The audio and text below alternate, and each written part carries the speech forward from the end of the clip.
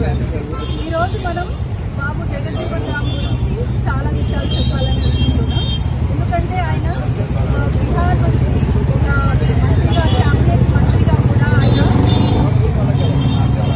Cabinet మంత్రిగా ఆయన ప్రమాణ స్వీకారం చేయడం జరిగింది.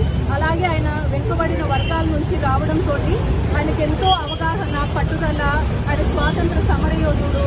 అలాగే వెనుకబడిన కులాల వారికి, అలాగే అండరాని వారికి కూడా ఆయన ఎంతో ఒక సంస్థని స్థాపించి ఎంతో కృషి చేసినటువంటి గొప్ప నాయకుడు.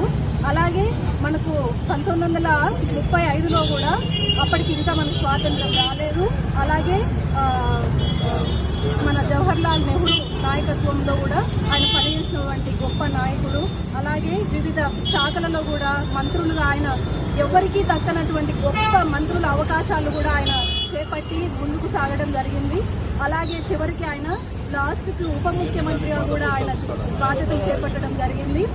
1986 జూలై 6వ తారీఖు ఆయన పరమర్శించడం జరిగింది. ఇలాంటి గొప్ప నాయకుల గురించి మనం ఎంతో చెప్పుకున్నా సరిపోదు. కాకపోతే అలాంటి వారిని మనము ఎప్పుడు కూడా గుర్తుంచుకొని ఒకసారి ఆయనని స్మరించుకోవడం ఎంతో ముఖ్యం. కాబట్టి ఈరోజు ఆయన జన్మదిన వేడుకల్ని మనము గొప్పగా ఈ గడ్డనారం డివిజన్లో మనం జరుపుకోవడం జరుగుతుంది. ఆయనకి ఘనంగా మనము శుభాకాంక్షలు నివాళులు అర్పించడం జరుగుతుంది. అందరికీ జై శ్రీరామ్.